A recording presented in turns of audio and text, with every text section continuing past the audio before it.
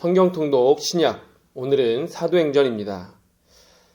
사도행전은 누가가 기록을 했습니다. 우리 누가복음에서 누가가 기록을 했다고 했었는데 그 누가가 오늘 사도행전을 기록을 했습니다. 바울과 2차 선교여행을 함께한 누가죠. 의사 누가죠. 누가는 신약성경 2권을 기록했는데 우리가 누가복음, 사도행전 이렇게 2권을 기록했다고 말을 하는데 사실은 누가복음, 사도행전 이렇게 2권이 아니라 1권을 기록한 것입니다. 그래서 전, 후 한 권을 기록한 것인데 전은 누가복음이라고 이름을 해서 복음서에 갖다 넣고 후는 사도행전이라고 이름을 하고 뒤에다가 갖다가 놨습니다. 그 사이에 요한복음이 끼어 있는데 왜냐하면 복음서의 성격을 띤 책들을 한꺼번에 앞쪽에 몰아넣어서 마태, 마가, 누가, 요한은 복음서를 기록한 것이고요. 그 뒤에 사도행전을 성격이 좀 다르기 때문에 뒷부분에 놓았습니다. 사실 그렇기 때문에 복음서와 사도행전을 구분하기는 하지만 누가복음과 사도행전은 사실은 통일성이 있는 성경입니다. 예를 들면 내용이 이어집니다. 내용이 누가복음 끝과 사도행전 시작이 이어지게 되어 있습니다. 그리고 말투나 사용되는 단어나 이런 것들도 비슷한 것이 굉장히 많습니다. 그렇기 때문에 누가가 2권을 기록했지만 사실은 누가와 사도행전이 1권이다라는 것이죠. 저작 연대, 이 기록은 AD 우리가 80년부터 95년 사이에 기록했다고 그렇게 보는데 여러 가지 이야기가 있습니다. 그러나 우리는 이렇게 보는 것이 가장 적절하다고 생각합니다. 대상은 누구일까요? 누가복음과 사도행전이 똑같은 1권이라고 했죠?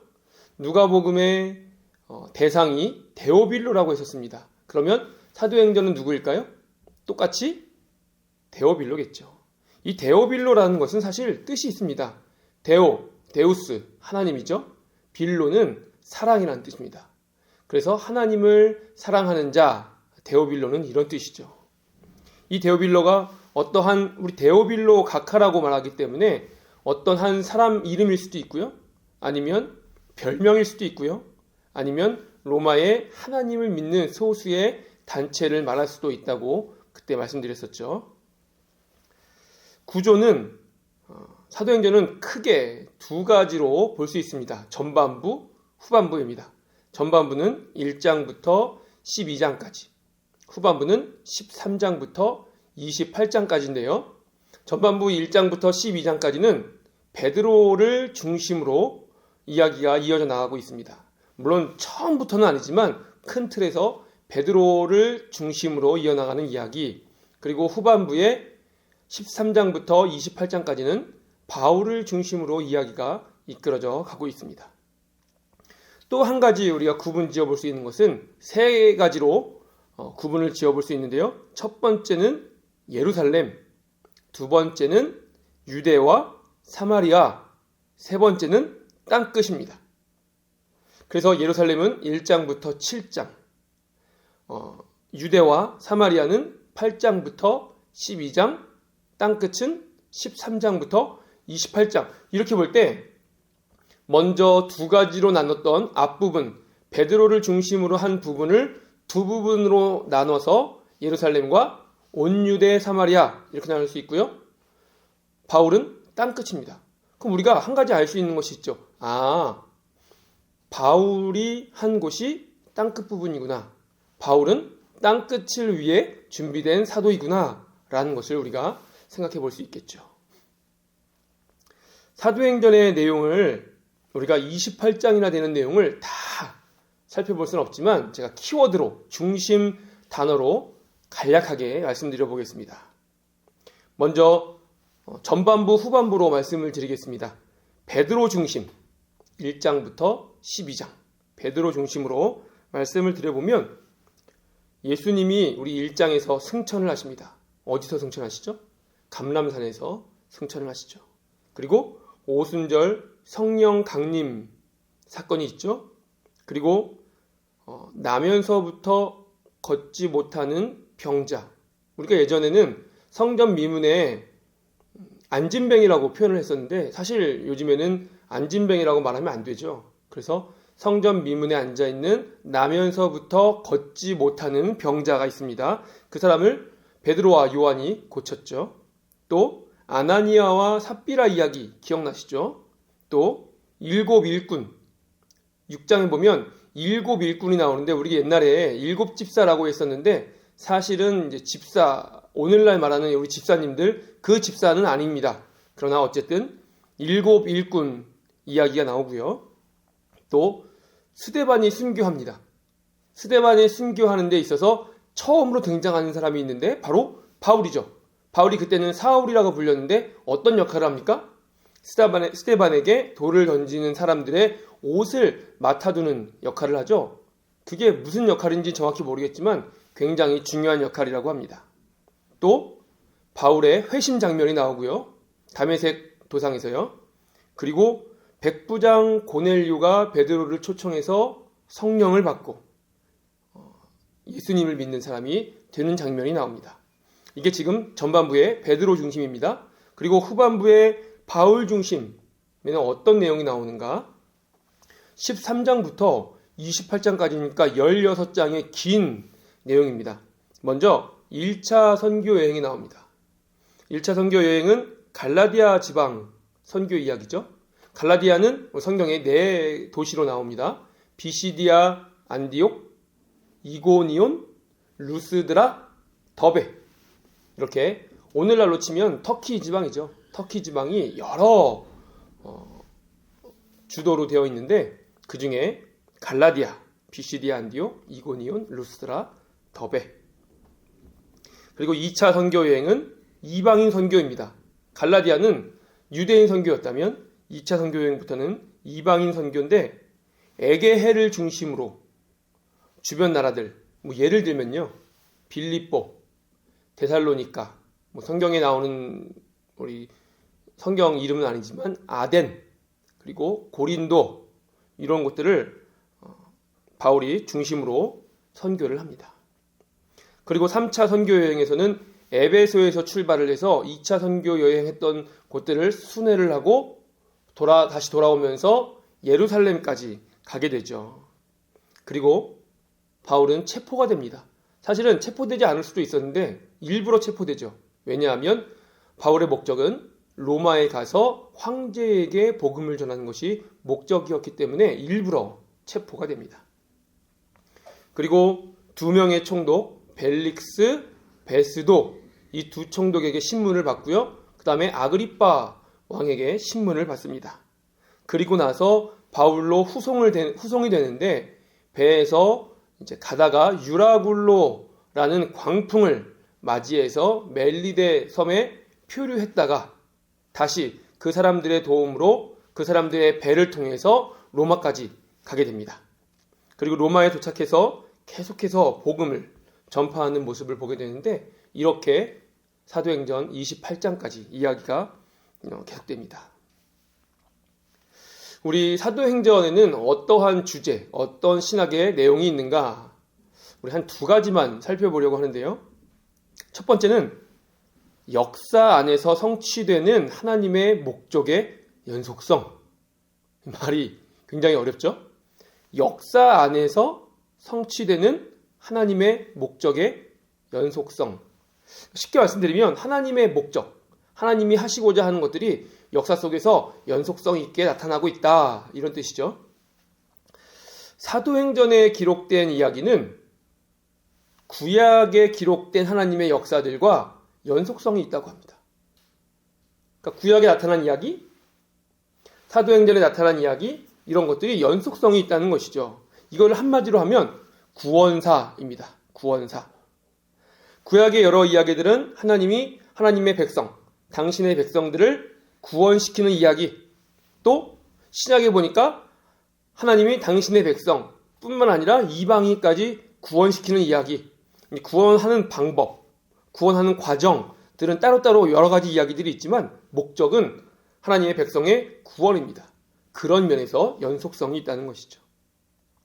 또한 신약에 나오는 예수님의 삶, 특히 사도행전에 나타나는 초기 교회의 여러 가지 사건들, 이런 것들이 단순한 역사가 아니라 하나님의 목적을 가지고 일으키시는 사건들이다. 다시 말씀드립니다. 신약에 나오는 복음서겠죠.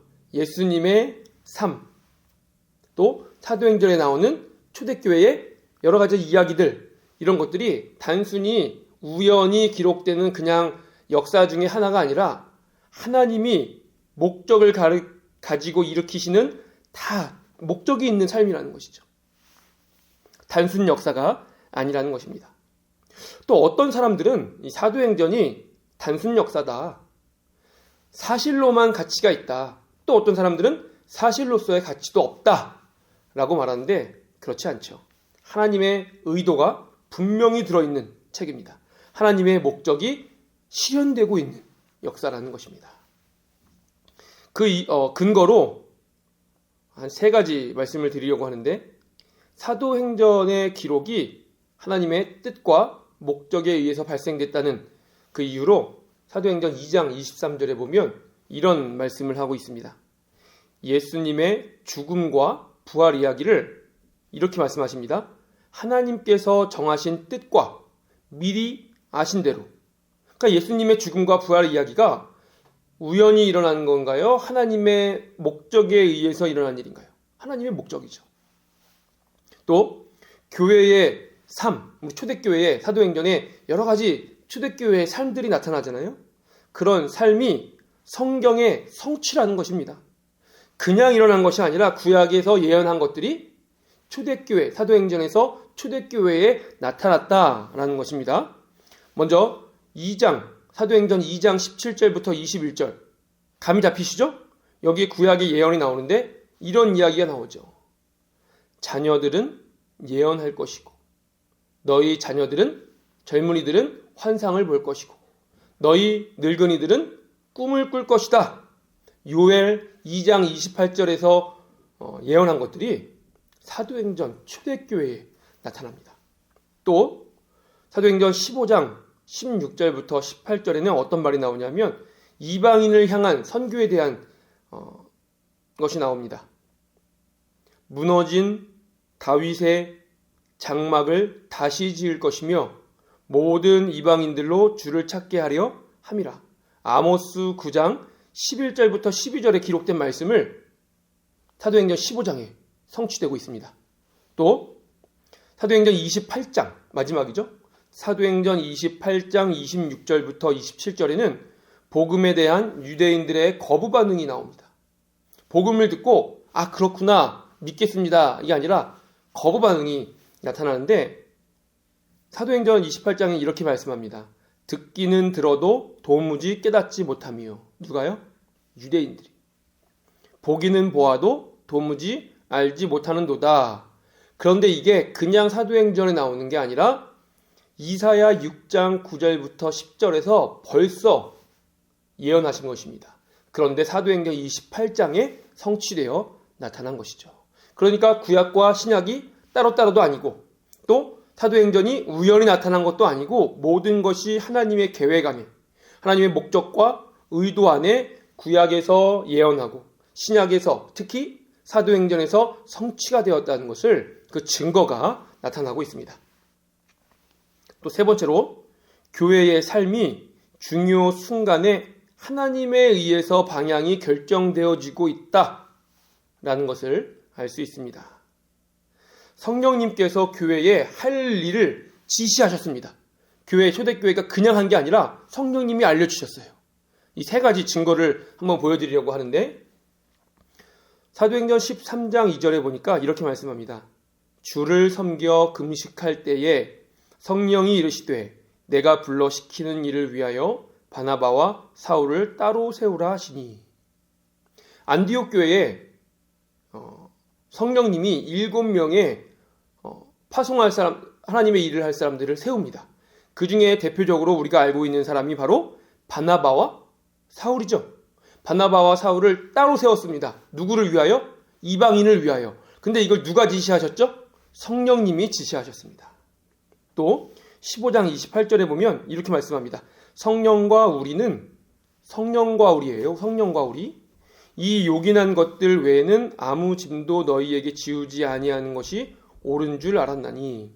지금 바울이 1차 선교 여행을 다녀와서 예루살렘 공회에서 이방인들도 하나님이 원하신다 라는 것을 해서 통과가 됐습니다. 그리고 나서 예루살렘의 종교 지도자들이 수리아 안디옥 이방인들을 향해서 편지를 썼어요. 그 편지의 내용이 우리는 이 예루살렘 지도자들이죠. 그 사람들이 이방인을 향해서 성령과 우리는 우리의 의견입니까? 성령님이 우리에게 알려주신 의견입니까? 성령님이요. 성령님이 알려주시는 거죠. 또 16장 6절에 보니까 성령이 아시아에서 말씀을 전하지 못하게 하시거늘 그들이 부르기아와 갈라디아 땅으로 다녀가. 바울이 이제 2차 선교 여행을 시작하려고 자기 고향 길리기아 다소에서 큰 이 타우루스 산맥이라고도 하고 토러스 산맥이라, 영어가 토러스입니다. 원래는 타우루스죠. 타우루스 산맥을 넘으면 갈라디아 지방이에요. 그래서 갈라디아 지방을 자기가 1차 선교 여행 때 돌았으니까 거기를 거쳐서 또다시 아시아 지방으로 가려고 했는데 성령이 바울에게 나타나셔서 그렇게 아시아로 가지 못하게 하고 강권적으로 이방으로 가게 하시죠. 그것이 지금 16장 6절에 나타난 겁니다. 바울이 하고 싶은 대로 했습니까? 성령이 지시한 대로 했습니까? 성령이 지시한 대로. 지금 사도행전을 우리가 성령행전이라고도 부르는 것이 모든 도처에 사람이 하는 것 같지만 사람 이면에 성령님의 강한 손길로 이루어지고 있다는 것을 우리가 볼 수 있습니다. 지금 첫 번째, 역사 안에서 하나님의 목적을 가지고 성취되고 있구나. 구약이요. 이것을 봤고요. 두 번째로, 마지막입니다. 두 번째로 이방인들이 하나님의 백성으로 편입됨. 계속해서 우리 신약 성경에서 나타나고 있는 중요한 주제죠. 사도행전은 이방인 선교의 기초를 쌓고 있는데 초대교회에서는 이 유대인들과 이방인 선교에 대한 긴장감이 흐르고 있습니다. 원래 복음서에 제자들에게 예수님께서 온 세상에 대해 너희가 유대인뿐만 아니라 이방인 전체 온 세상에 복음을 전파해야 한다라는 것을 이미 말씀하셨어요. 그러나 초대교회, 유대인으로만 구성되어 있는 초대교회는 복음 전파를 유대인들에게만 했습니다. 왜냐하면 아직 그들의 머릿속에는 성령님이 임하셨지만 아직도 그들의 관습 때문에 이방인들? 거리낌이 있었죠. 진짜 이방인들에게까지일까? 고민하는 사이에 실천하지 않았으니까 그냥 그렇게 굳어져가지고 그냥 우리 유대인들끼리 하지. 우리 유대인들에게만 복음을 전하지 하는 그런 어떤 마음들이 굳어져 버린 것이죠. 그러다가 오순절 성령 강림절이 되었습니다. 그런데 오순절 성령 강림 때도 보면 베드로가 나가서 벌써 아침 9시죠. 우리나라 시간으로 보면 아침 9시에 성령 충만해서 문을 열고 나갔는데 베드로가 예수님이 하나님의 아들입니다 하고 복음을 전파했더니 3,000명이 믿었잖아요. 근데 그 중에 이방인이 있었을까요? 없었을까요? 모두가 유대인입니다. 오순절에 이 제자들, 사도들을 통해서 복음을 전파받은 사람들은 다 유대인입니다. 디아스포라 유대인들. 그래서 다른 나라에 가 있는, 이 나라에 가 있는, 저 나라에 가 있는 다 유대인들만 복음이 전파되었습니다. 그렇게 사도행전에 기록이 되어 있죠. 그러나 몇 년 안에 성령의 강권하심으로 물론 예루살렘에 혹독한 핍박이 오니까 어쩔 수 없이 쫓겨나서 사마리아로 가고 더 온 유대로 퍼져나가고 이제 바울이 이방인에게 나아가고 어쩔 수 없이 나아갔지만 하지만 하나님의 강권적인 역사하심으로 인해서 몇 년 안에 사마리아로 또 할례받지 아니한 이방인에까지 복음이 전파되는 것을 우리가 볼 수 있습니다. 이러한 변화, 하나님의 계획, 구약에서부터 말씀하신 하나님의 예언, 교회가 의식적으로 계획하고 초대교회 또 사도들의 그들의 지혜, 그들의 지식, 그들의 계획으로만 하는 것이 아니라 여러 사건들을 통해서 하나님이 그들을 사용하셔서 일하고 있다라는 것을 우리가 볼 수 있죠. 그 대표적인 것이 뭐라고요? 이방인들이 하나님의 백성으로 편입되고 있다. 우리가 오늘 사도행전에 대해서 살펴봤습니다. 사도행전 우리 구조를 한번 살펴봤고요. 구조가 두 가지를 봤는데 첫 번째는 전반부, 후반부, 베드로 중심, 바울 중심. 또 세 가지로 봤을 때는 예루살렘, 사마리아와 온 유대, 그리고 땅끝 이렇게 봤고요. 또 사도행전에 나타난 두 가지 주제를 살펴봤습니다. 사도행전에서까지 하나님의 목적이 구약으로부터 연속적으로 이어지고 있다. 또 두 번째는 이방인들이 하나님의 백성으로 편입되고 있다. 이것도 하나님의 계획 안에. 이렇게 살펴봤는데 사도행전을 읽으실 때 이 내용이 큰 도움이 되시기 원하고 읽으시면서 하나님이 우리를 향한 계획, 또 우리를 그냥 내가 살아가는 것이 아니라 내 삶의 이면에 하나님이 강권적으로 역사하고 계신다는 것을 함께 느끼는 귀한 시간 되시면 좋겠습니다. 우리 다음에 로마서로 뵙겠습니다.